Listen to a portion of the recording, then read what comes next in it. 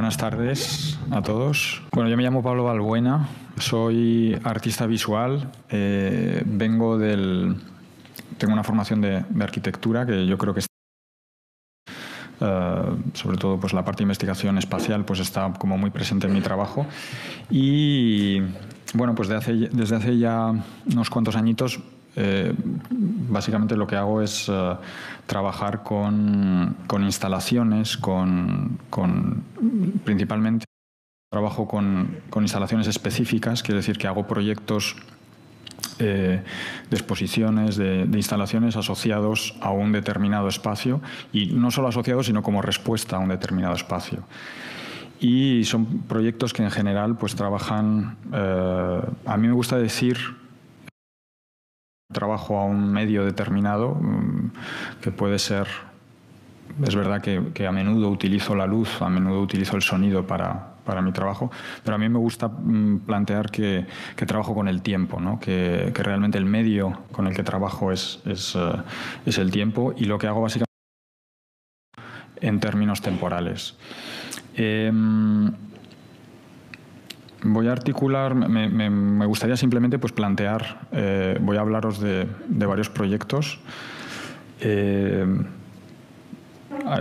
Bueno, en los últimos años pues tengo, digamos, de diferentes obras.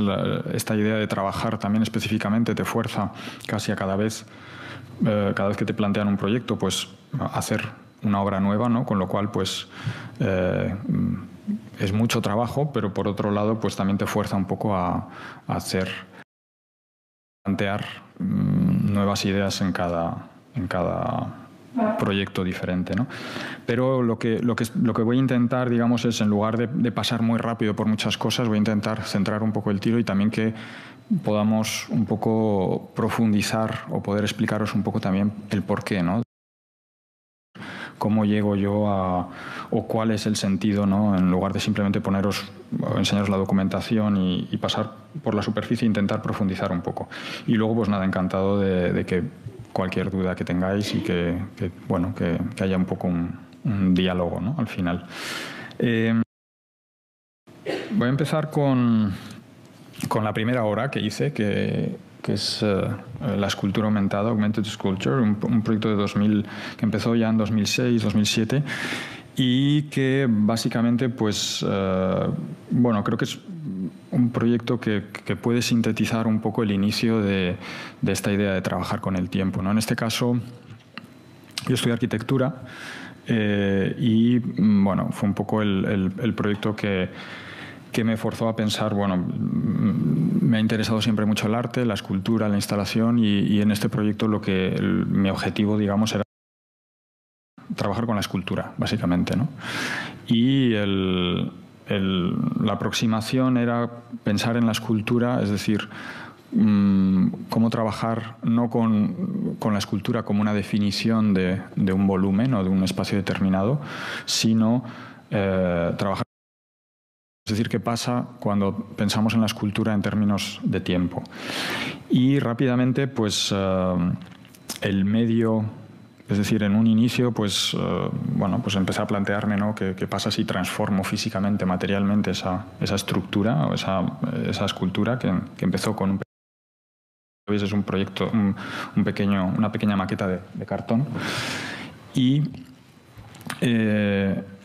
en un momento dado, pues muy rápidamente no empieza a aparecer el cine, el vídeo, la imagen proyectada como mecanismo de trabajar con el tiempo, ¿no? El cine es el ámbito que permite, ¿no? A través de la edición, del copiar, pegar, de diferentes también mecanismos de contar una historia, ¿no? Permite trabajar con el tiempo y malear el tiempo de una manera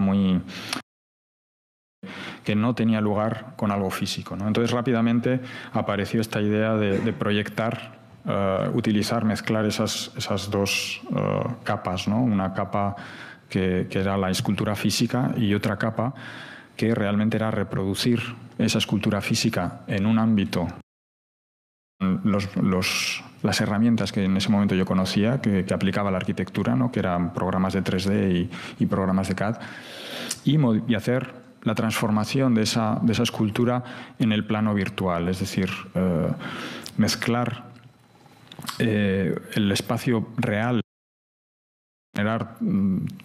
o para trabajar con la percepción normal de una escultura y trabajar en la transformación temporal de esa escultura en el plano virtual. Y lo que eso provocaba pues es un solape, ¿no? de esas dos capas que pues en ese momento para mí daba lugar a algo que era una sola cosa, ¿no? Que realmente lo percibías como un solo objeto que estaba cambiando. Entonces realmente el objetivo, en ese sentido, la herramienta parecía que era exactamente la adecuada para todo esto, ¿no? Hoy en día pues esta manera, digamos, de trabajar, pues como que la podéis ver por todas partes, ¿no? En las fiestas de vuestro pueblo seguro que tienen un mapping, ¿no? En la fachada del ayuntamiento, ¿no? Se ha convertido en algo, prácticamente en los nuevos fuegos artificiales. Pero bueno, quería un poco... bueno, en mi caso esto viene de un sitio, ¿no? Había referencias muy claras, como el trabajo de Tony Ursler, de Krzysztof Wodiczko, por ejemplo. Hay también un artista americano que no es muy conocido, Michael Neimark, que filmó una habitación, ¿no? Con un proyector de cine, y una habitación, ¿no? Con un proyector que va dando vueltas. Y normalmente ellos siempre, o todas estas referencias, trabajaban con imagen real, ¿no? Y a mí lo que me interesó es esa capacidad, en este caso de herramientas de modelado 3D, para generar, para cambiar, ¿no? Para transformar esa escultura. Conceptualmente es un proyecto que digamos, cuadraba todo muy bien, en el sentido de que había esa idea de que digamos, era una escultura que estaba fabricada físicamente, pero toda la información que estaba en esa escultura, todas las medidas, se trasladaba a una construcción virtual que también apelaba a esas medidas. Es decir, prácticamente los mismos planos que servían para construir físicamente la escultura en el mundo real, servían para construirla, eran los planos que existían en el modelado 3D. Y esa escultura en el software 3D se filmaba con una cámara virtual que captaba la luz virtual de esa maqueta virtual y digamos, con una óptica que básicamente es también ceros y unos, ¿no? Y toda esa información se traía de vuelta a través de un proyector de luz, ¿no? De vídeo, que básicamente la misma lente que virtualmente tiene la cámara que filma esas transformaciones de la escultura, pues en el mundo real,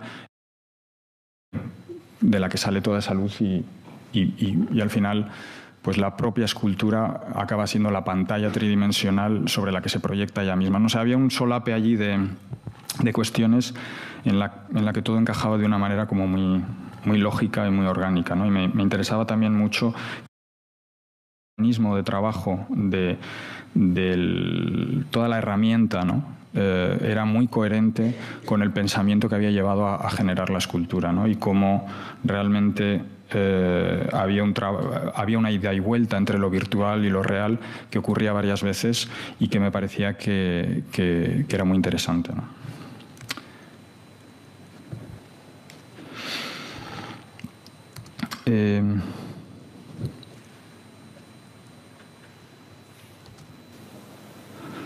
Os pongo algunos fragmentos de vídeo también para que no sea solo yo, vamos, que veáis un poco en qué se materializa todo esto. Toda la documentación que traigo en general es documentación muy neutra, en el sentido de que es en la mayor medida de lo posible grabaciones ocurriendo allí realmente, no es documentación no son vídeos tratados o postproducidos, ¿no?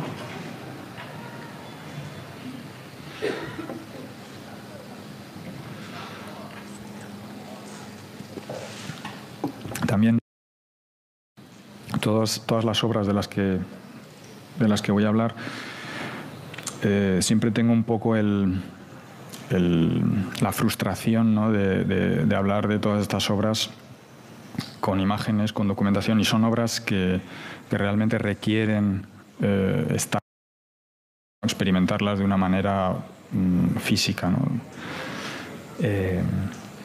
Y en ese sentido, pues os animo también, por ejemplo, esta obra está ahora presente en una exposición con bastantes instalaciones en París. Y bueno, pues nada, si pasáis por París antes del marzo, creo que es, pues podéis ver algunas de estas obras en un espacio que se llama el Saint-Quatre, a las afueras de París.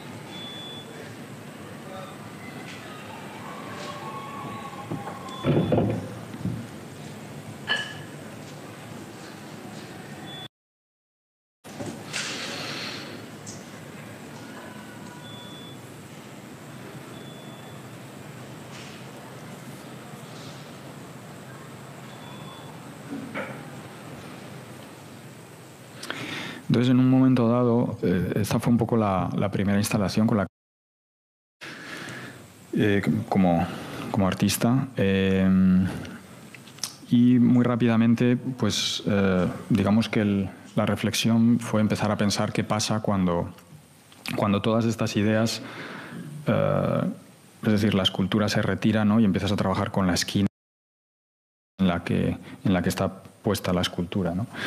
Y empecé a utilizar un poco esas mismas ideas en la transformación de espacios, ¿no? Utilizar la luz. Me gusta hablar en todas estas piezas de que realmente es utilizar el vídeo como luz, ¿no? Pensar en qué pasa cuando empiezas a pensar en el vídeo como un sistema de control de luz, básicamente, ¿no? En lugar del vídeo como una ventana que te transporta a otro espacio. ¿Qué pasa cuando tú utilizas romper ese marco de esa ventana, ¿no?, que te identifica con una cámara, y traes todo lo que hay dentro del espacio mental o del espacio filmado a la realidad? Bueno, estos son diferentes de esa misma idea a espacios específicos. Esta es la sala de abierto por obras en Matadero, Madrid. Diferentes escalas, diferentes ideas, ¿no?, pasando por Trompe-l'œil. Todo esto obviamente son obras que están en movimiento, ¿no?, que van apareciendo, van teniendo diferentes etapas. Objetos pertenecientes también al espacio expositivo, como pueden ser estos pedestales.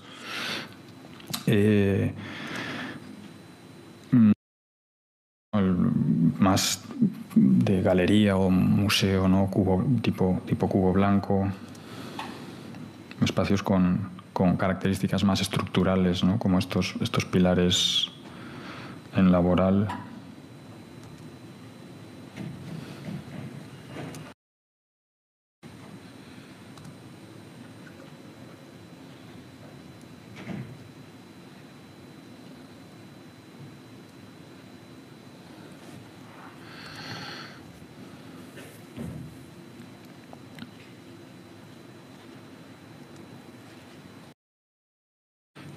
En espacios interiores a una escala más pequeña, pero también en espacios exteriores. Esto es un proyecto de 2008 en La Haya, que luego este tipo de intervenciones, pues como os decía antes, ¿no?, también sea más omnipresente.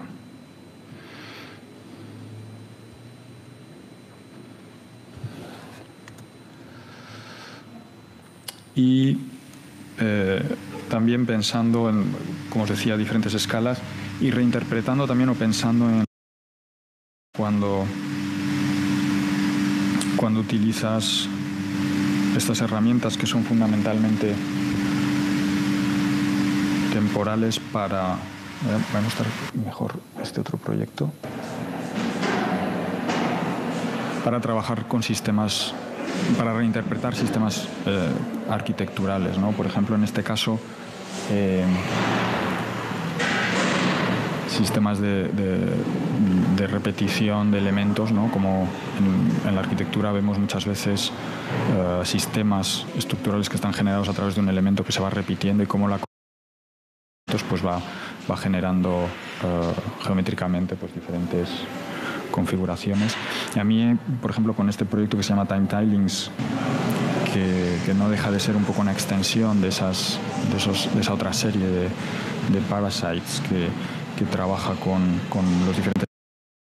Aquí me centro en los patrones que la propia arquitectura genera, ¿no? Esto fue una instalación de 3 o 4 intervenciones específicas en un mismo edificio que juntaba un edificio más antiguo con arquitectura más nueva, y lo que hacía básicamente es buscar vuelos diferentes en espacios del edificio para trabajar con los patrones que la geometría, la manera de posicionar esos materiales en el suelo generaba, ¿no?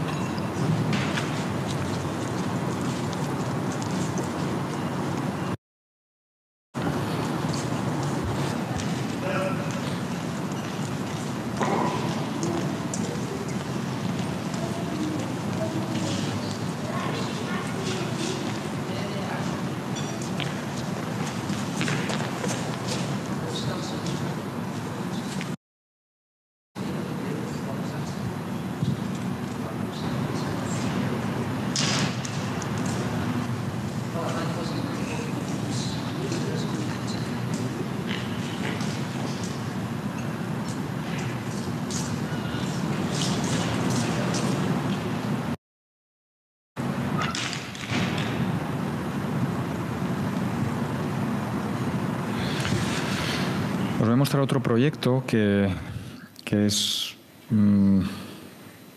por un lado, que habla de lo mismo, ¿no? Pero con herramientas bastante diferentes, y que me gusta mostrar porque creo que también estamos en un momento en donde, digamos, este ámbito precisamente del arte y la ciencia y la tecnología, específicamente pues todo este ámbito de los nuevos, es muy prevalente la idea de pensar que es la herramienta, ¿no? La que, digamos, provoca o genera determinado tipo de piezas, ¿no? A mí me gusta pensar que es exactamente lo contrario, ¿no? Que realmente son las ideas interesantes las que utilizar o a buscar determinadas herramientas que pueden estar disponibles, pero que son las adecuadas para trabajar. Es una confluencia de las dos cosas, pero para mí está muy claro que realmente el inicio de un buen proyecto siempre está y no es al revés, ¿no? Y estamos en un momento en donde se ve mucho, hay una también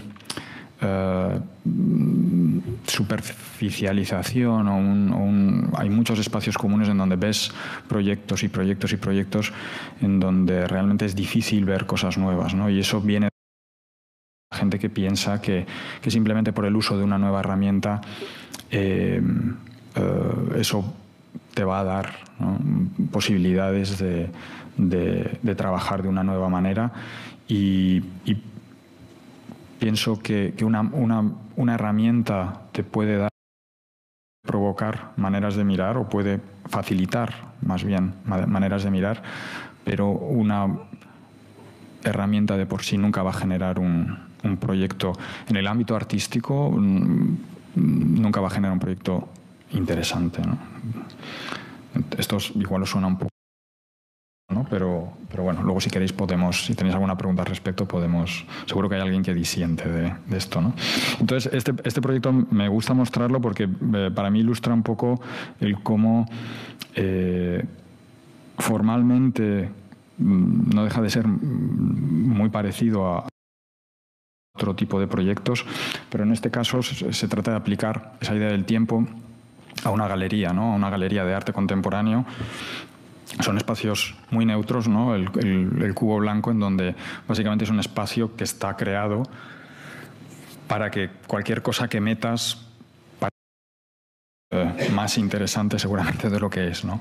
Entonces, es crear un marco lo más neutro posible para que sea un cuadro, una fotografía, una escultura, resalte, ¿no? Y el contraste sea mayor. Entonces, en esa idea de trabajar específicamente me planteó un poco el desafío de cómo trabajas con un espacio específicamente en donde precisamente el objetivo de ese espacio es prácticamente no existir o ser lo más neutro posible. Y aquí lo que hice es trabajar con el tiempo y la memoria de ese espacio. Y lo que hice fue, a través de la documentación disponible de las exposiciones de los últimos 3 años, lo que hice es obtener, hay un sistema también de archivo y de estandarización, digamos, de las obras artísticas, en donde básicamente tienes un título, la fecha y unas medidas, ¿no? de esas obras. Y lo que hice es coger exposiciones que había habido en los últimos 3 años, coger todas esas dimensiones y con las fotos también de documentación, conociendo el espacio y con las fotos de documentación que había de cada exposición, construir planos donde se posicionaban todas las obras, básicamente los contornos, ¿no? Los ángulos son los contornos físicos de cómo estaba puesta la obra, en algunos casos en la pared, en otros casos en el suelo, en otros casos realmente las instalaciones eran instalaciones que digamos, pues no se cogían la mitad de la habitación, ¿no? Entonces siempre básicamente lo que hace dibujando los contornos de todo eso, y era una instalación que lo que hacía era ir solapando todas esas exposiciones que habían tenido lugar y crear una cartografía de cómo ese espacio se iba utilizando. Un proyecto en donde iba creciendo gradualmente. Entonces, la primera semana lo único que estaba dibujado era el contorno de las obras que se acababan de instalar, es decir, de desinstalar, es decir, las obras de la última exposición. Era muy interesante ver cómo llegabas y si habías visto las prácticamente podías reconstruir mentalmente, simplemente con los contornos, las piezas que habían estado allí montadas, y cada semana íbamos añadiendo una exposición o 2 exposiciones más, ¿no? De tal manera que, perdonad, creí que esto estaba funcionando.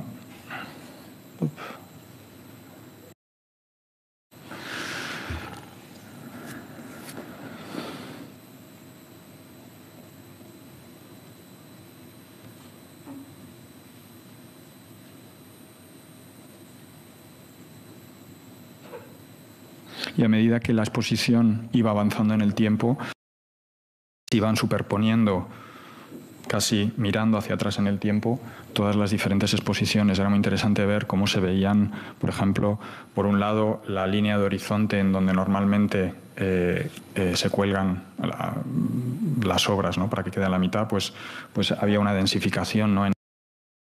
Muy clara. Había paredes que se utilizaban en donde las obras se colgaban, sobre todo simétricamente. Había otras paredes en donde se trabajaba más con la serialidad, ¿no? de muchas obras puestas una detrás de otra. Fue un proyecto que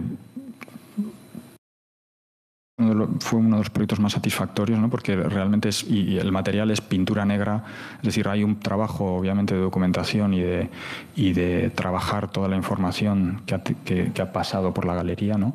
Pero materialmente básicamente es pintura negra sobre la propia sala, ¿no?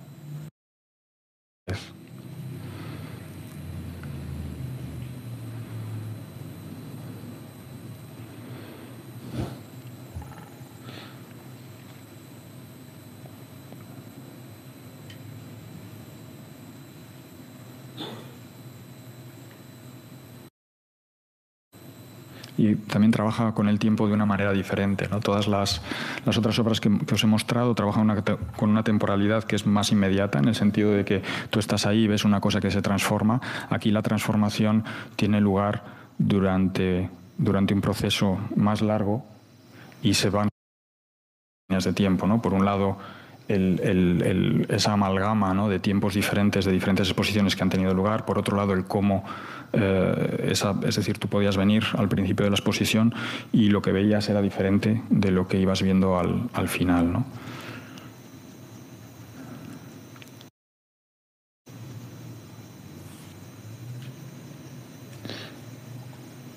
Esto es un timelapse básicamente de las, no sé si fueron 6 semanas pero realmente todo el proceso de ir pintando esas líneas comprimido en unos segundos, ¿no?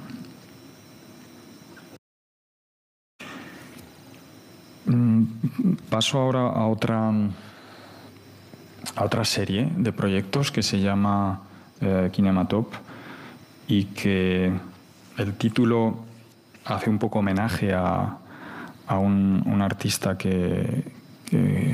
un artista es un artista bastante completo, en el sentido de que es alguien que trabajó como arquitecto, como artista, como compositor, Yannis Xenakis, y tiene una serie de obras una obra en concreto, una idea de obra que se llama Epolitop.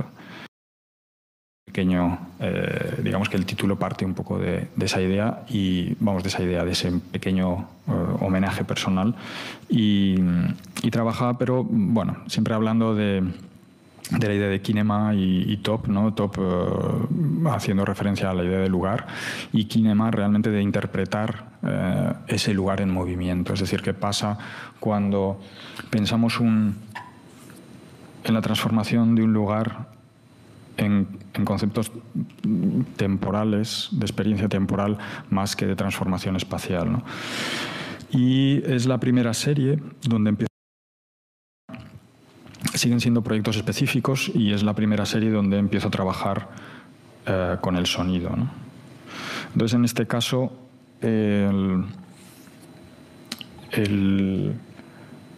perdonad.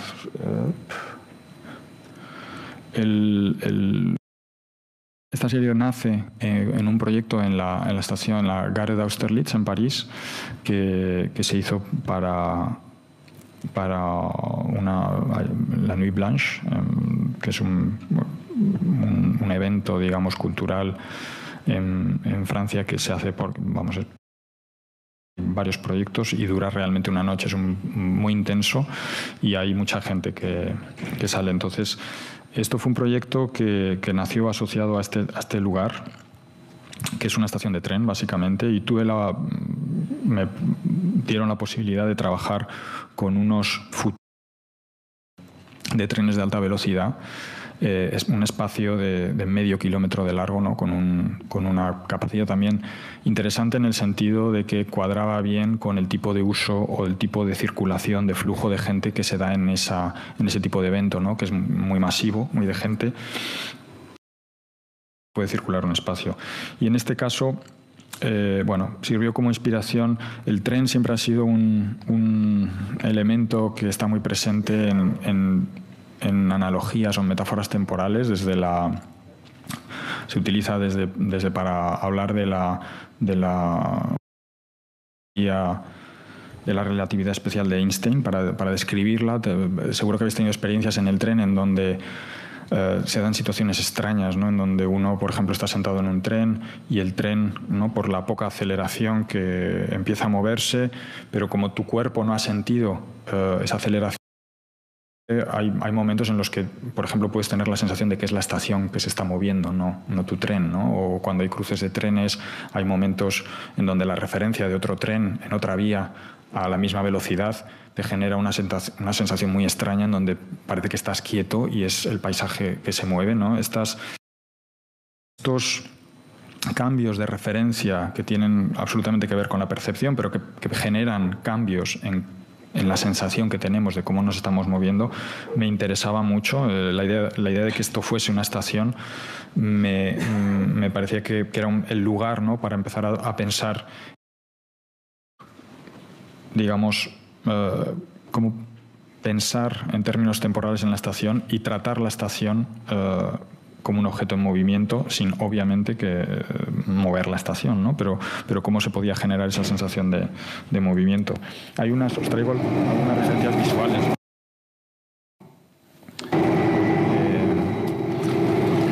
¿De dónde vienen estas ideas, ¿no? Desde los túneles de metro, ¿no? Cómo rápidamente se generan ritmos de movimiento que simplemente a través de la repetición de una cadencia de luces básicamente entendemos que está habiendo un movimiento a una velocidad determinada, ¿no?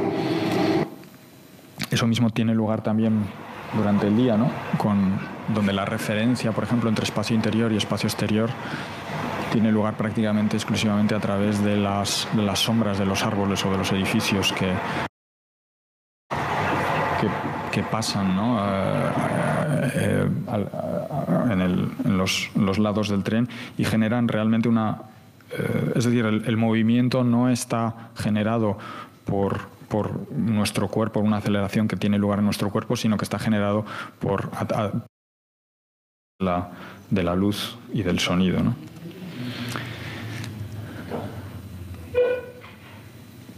Con matices incluso más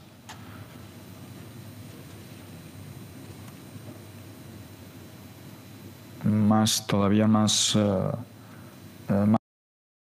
ser el reflejo de esa misma luz en el techo de un tren que puede indicar, por ejemplo, los cambios de dirección del propio tren, ¿no? Este es el espacio que tuve la ocasión de intervenir. Era un espacio además que en el sentido de que estaba en el centro de París, literalmente, en la Gare d'Austerlitz, y era un espacio que la gente no conoce, ¿no? O que no conocía. Ahora ya varios de estos andenes ya están ocupados por trenes de alta velocidad. Aquí, básicamente, este es el sitio por donde tienden las vías.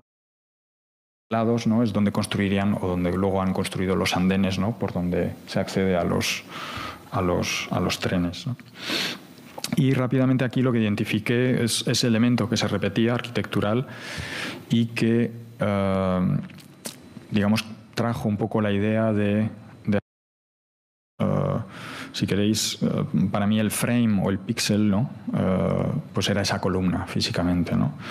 Entonces, como básicamente, y al final todas estas obras en gran medida hay una abstracción de cómo funciona el vídeo, cómo funciona el cine, y aplicado, digamos que mi proceso es de abstraer todas esas ideas y aplicarlas a un espacio determinado. En este caso, por ejemplo, en el cine, ¿no? Básicamente lo que tenemos es una secuenciación de imágenes diferentes que a una velocidad determinada ya no son imágenes diferentes, sino que acaban secuencia, ¿no? Pues realmente esto es lo mismo, ¿no? Es escoger, en lugar de pensar, tengo todas estas columnas diferentes, en el momento en el que yo utilizo la luz y el sonido para secuenciar todas esas columnas, ya no son columnas diferentes, sino es una columna o varias columnas que están en movimiento. Ideas muy sencillas que aplicadas al espacio adecuado pues generan proyectos que pueden ser interesantes, ¿no? Este es el primer proyecto, os decía, donde utilicé el sonido. La utilización que yo hago del sonido pienso en el sonido prácticamente como si fuese luz, es decir,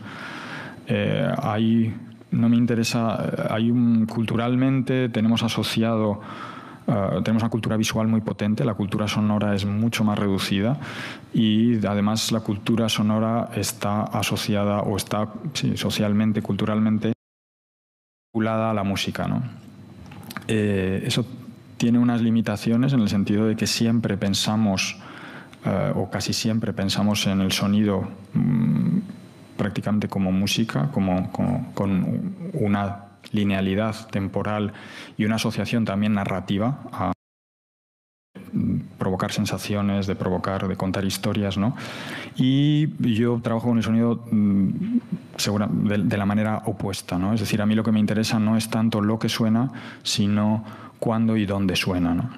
Entonces, desde el principio lo que he hecho es realmente píxeles o con, sí, en este caso, con esta idea de la idea de píxel o la idea de frame asociada a una columna, pero con píxeles luminosos y píxeles sonoros. Es decir, siempre cada punto cada punto luminoso está siempre asociado a un punto sonoro. Ese mismo concepto de que cuando uno secuencia un mismo elemento en el espacio, deviene otra cosa, deviene una secuencia de un elemento que se mueve, aplico ese mismo concepto a lo sonoro. Y cuando mezclas, o cuando no cuando mezclas, sino que cuando añades capas, es decir, utilizas el mismo concepto para algo lumínico y algo sonoro, realmente es bastante impresionante cómo puedes conseguir algo que acaba siendo físico. Es decir, tu cuerpo reacciona a algo que realmente no existe, que es luz y sonido, pero hay una reacción perceptual en donde tu cuerpo percibe una materia que se acerca, ¿no? Y este choque entre generar una reacción física muy presente a través de algo que realmente es absolutamente virtual y efímero, ¿no? Es algo que no tiene masa, es algo que está muy presente en esta serie de piezas específicamente y que me interesa mucho, ¿no? Esto, por ejemplo, pues es un poco podéis ver las secuencias. Esto es material, digamos, de trabajo, en lugar de tener bocetos a lápiz, ¿no?, de ideas, pues estos en movimiento que yo utilizo también para ver cómo funciona una idea, si funciona, si no funciona, ¿no?, para probar diferentes cosas.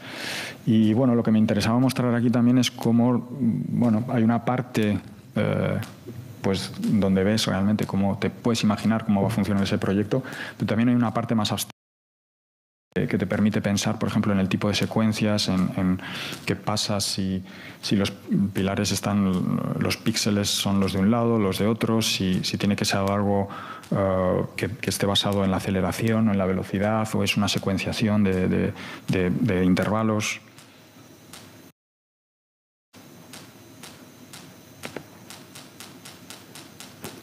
Funciona prácticamente como una partitura, ¿no?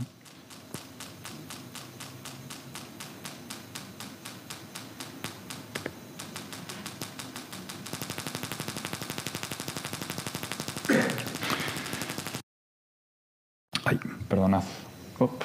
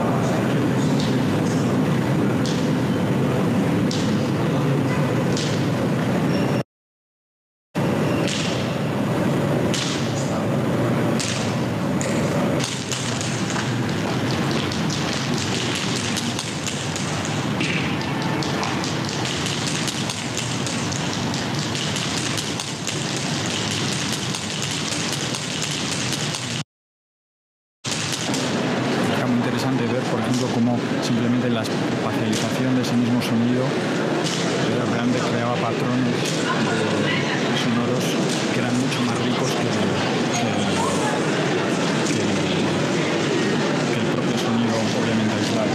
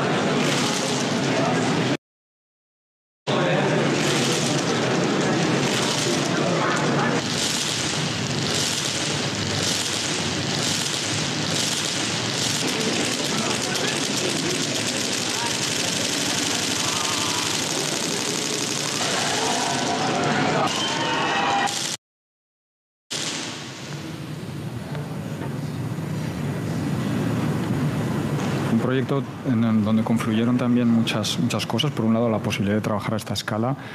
Fue un proyecto muy intenso en el sentido de que realmente es un proyecto que se hizo para 12 horas. O sea, el tiempo 12 horas, pero en esas 12 horas, por las condiciones de ese tipo de evento, pasaron 27.000 personas, ¿no? También por las posibilidades de ese espacio de albergar un flujo de gente muy potente. Entonces, son circunstancias extrañas en donde de repente pues, hay mucha gente que ve tu trabajo, pero no de tiempo grande, sino condensadas son proyectos que no suelen ser lo habitual, por lo menos en el campo, en el ámbito de las artes visuales, ¿no?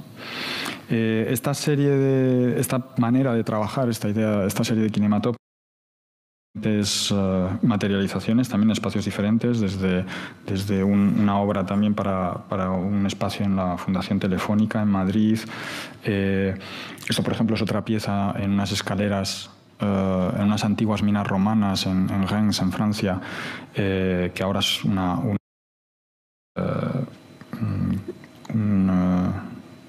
casa de champaña, una casa, no me sale una bodega de champaña. ¿No? Es un lugar espectacular, ¿no? En donde tuve la posibilidad, en este caso, por ejemplo, de trabajar con luz y con sonido, pero con los guardamanos. ¿Guardamanos? ¿Se dice en castellano? No estoy seguro. Pasamanos, ¿no? Pasamanos.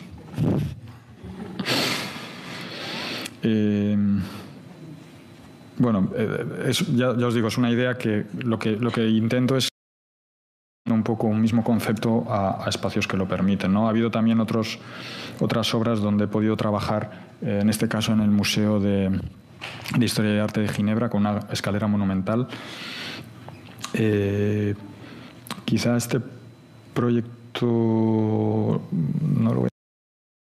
Vamos un poco justos de tiempo, y me gustaría mostrar otro proyecto del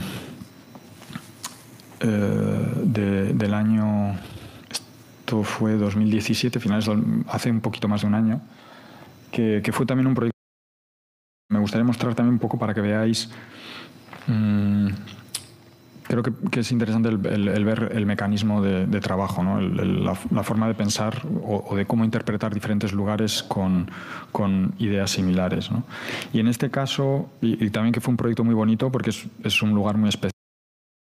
Raro tener la oportunidad de poder trabajar a esta escala con este tipo de localizaciones, ¿no? En este caso es una catedral en Durham, en el centro, un poco al norte de Inglaterra, cerca de Escocia, y es un edificio, allí le llaman, esa arquitectura, allí le llaman estilo normando. Básicamente es lo que sería el primer gótico o el románico, ¿no?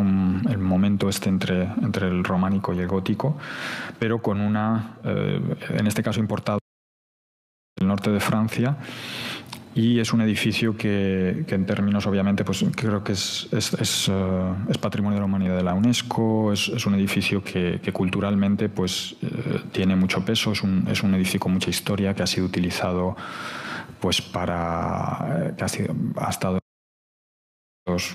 sido bombardeado, obviamente es un edificio que tiene una historia, en algunos casos muy, muy pesada, en el sentido de que la relación también con los Scottish, pues hubo un momento en que se utilizó como prisión, se mataron, se asesinó mucha gente dentro, cargado, ¿no? Luego, aparte, pues tiene una carga religiosa, fue católica, luego fue reformada, entonces, bueno, pues digamos que tiene toda la...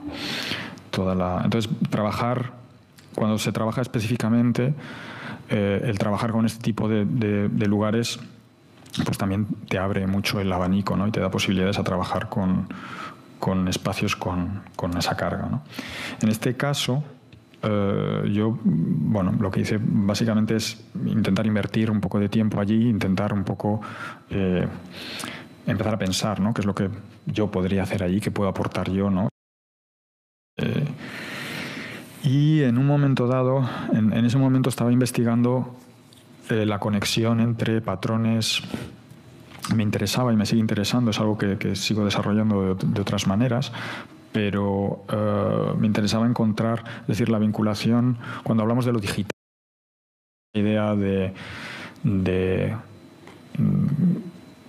qué significa que algo es digital, ¿no? ¿Qué significa que algo tiene un componente, digamos, donde la información tiene más peso que el componente o que el lado material, ¿no? Ya que está hecho de ceros y unos, significa que se puede transformar simplemente transformando la información que contiene. Es decir, hay relaciones y hay que me interesan, ¿no? Y siempre, digamos que hay una noción de pensar en lo digital como algo asociado a una determinada tecnología. Pero lo que me interesa es detectar comportamientos, es decir, lo digital como cultura, como mecanismo de trabajo, como herramienta de trabajo, no es algo nuevo, ¿no? Es algo que ha estado ahí seguramente desde el inicio de la humanidad, ¿no? En diferentes formas y en diferentes intensidades, ¿no? Y algo que me interesa mucho es encontrar, ¿no? Cuando encuentras algo, un mecanismo que es bastante antiguo, pero que tiene un funcionamiento estrictamente digital, ¿no? Y en este caso, el encuentro fue el campanario, ¿no? Donde ellos tocan las campanas. Hay una tradición de bell ringing, de tocar las campanas, en donde es una comunidad bastante específica que toca las campanas, que además componen para esas campanas. Y bueno, ese campanario, pues me encontré esta pizarra, ¿no? Me encontré estas secuencias de números y, bueno, pues resultó ser un sistema de notación que es específico para tocar campanas. Solo existe para esto, ¿no? Además, no solo para tocar campanas, es algo, es decir, los ingleses han desarrollado en un momento dado, técnicamente veis unos círculos, ¿no? De madera. Esos círculos, a ver cómo explico esto. Básicamente la diferencia entre la manera de tocar las campanas en Reino Unido y la manera de tocar las campanas en el continente, ¿no? Como ellos dirían, es que ellos desarrollaron un círculo completo. Hay una cuerda que va a esa rueda y un tipo que abajo tira de la cuerda y va haciendo que la campana vaya pendulando de un lado a otro hasta que el clapper, esto sí que no me va a salir en castellano, en efecto, esto no me iba a salir. El badajo empieza a golpear los dos laterales de la campana, ¿no? Entonces, en Europa, creo que solo hay en Italia una región muy determinada en donde esto ocurre, pero en el resto de Europa, básicamente,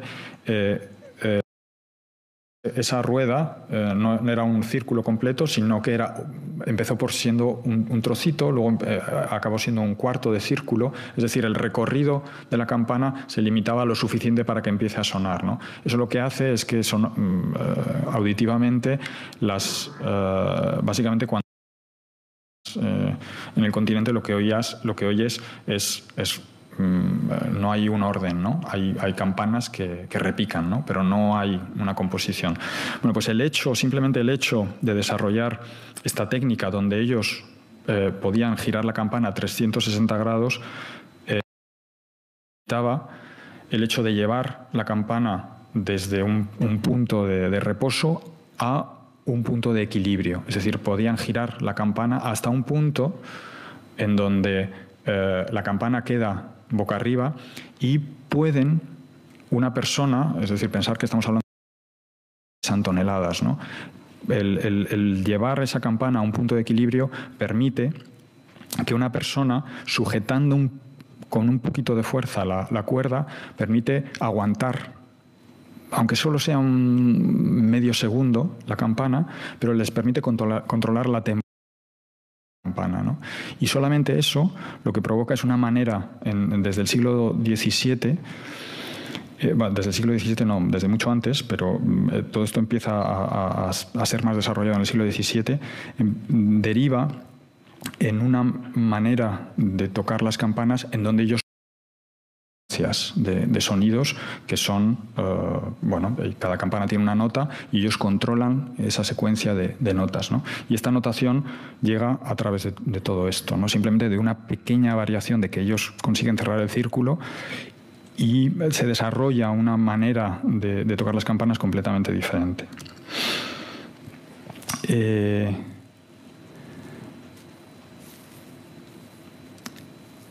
Esta notación, entonces, bueno, cuando empiezo a descubrir esta notación, empiezo a investigar y lo interesante no es las secuencias de números, lo que la manera que ellos tienen de tocar es que todas esas secuencias, básicamente los mecanismos hacen, ellos intentan no repetir nunca la secuencia anterior, ¿no? Entonces han desarrollado toda una... Ellos le llaman the truth, la manera real, verdadera de tocar las campanas es cuando son capaces de estar tocando durante 12 horas continuas y no repetir ni una sola línea de código o de secuencia, ¿no? Donde todas esas secuencias lleva una sonoridad muy específica en donde básicamente tú vas escuchando que cada... Es decir, es una musicalidad en donde casi todo suena parecido, pero siempre suena un poquito distinto, ¿no? Y va un poco evolucionando. Y lo alucinante es que estas notaciones vienen, básicamente, ellos no recuerdan, es decir, los bell ringers, la manera que tienen de tocar no es memorizar las secuencias, sino es memorizar los procesos de cambio. Y esto básicamente es un algoritmo, ¿no? Entonces, lo alucinante, es decir, claro, cuando ves esto y dices, todo esto está generado en el siglo XVII, son algoritmos que están generados para ser computados por personas que lo computan en tiempo real cuando están tocando las campanas, ¿no? Entonces, esta vinculación de algo, una expresión muy formal, ¿no? Que son estos patrones sonoros muy determinados, básicamente articuló todo el proyecto y el proyecto básicamente lo que se convirtió es en intentar visualizar esos patrones que ya existen, que ya se tocaban, visualizarlos a la escala de la catedral, ¿no? de alguna manera. Y el proyecto, pues, bueno, ahora lo vais a ver. No sé, igual creo que no voy a contar nada más y os voy a mostrar.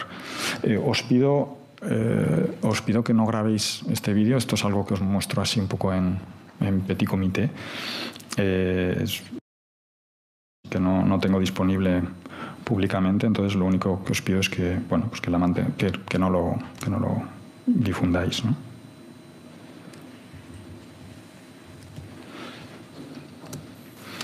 El proyecto se llama Methods, que es realmente ellos hablan esta manera de tocar. Se llaman así, métodos, ¿no? Methods. Propia catedral y generar en este caso no era tanto una instalación, sino una performance realmente, porque era un proyecto que tenía lugar en directo, es decir, noches que duraba ese festival. Básicamente la catedral era tocada por los bell ringers. Tuvimos 60 personas, diferentes grupos de bell ringers que vinieron de todo Reino Unido para tocar la catedral, ¿no? Entonces el proyecto realmente fue muy bonito en el sentido de que era realmente una catedral, se convertía en un instrumento audiovisual que era tocado por esa comunidad de gente que normalmente solo toca las campanas, ¿no? Si os parece, yo creo que es buen momento para dejarlo aquí y nada, si queréis pregunta, algún comentario, pues encantado de responderos.